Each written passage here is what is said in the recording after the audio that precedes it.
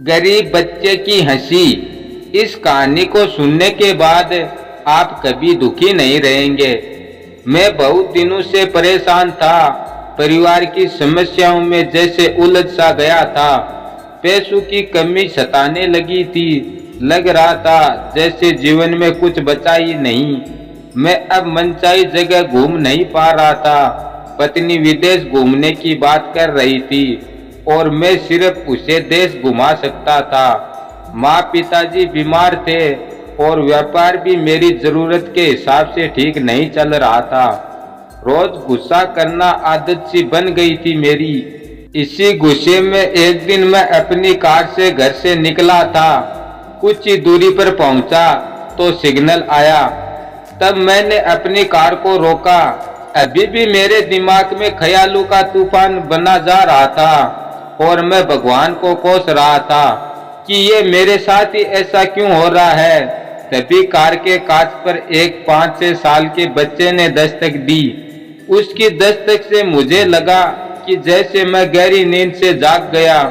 उस बच्चे ने मासूम निगाहों से मुझसे खाने को कुछ मांगा। मैं कुछ समय तक उसकी तरफ देखता रहा।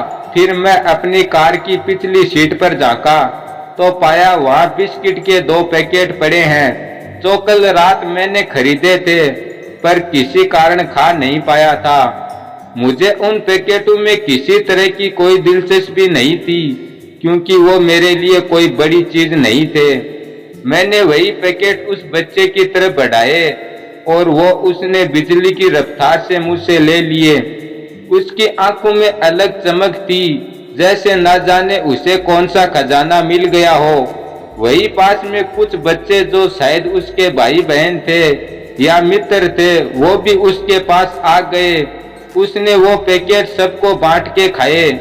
उसके चेहरे पे एक खुशी का सागर था जिसे देख मैं सोच में पड़ गया कि जो चीज मेरे लिए कोई मायने नहीं रखती वो किसी को इतनी खुशी दे सकती है।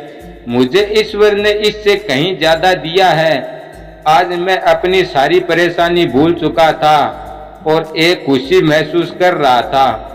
आज मैंने ईश्वर को धन्यवाद दिया और खुशी खुशी घर लौट आया।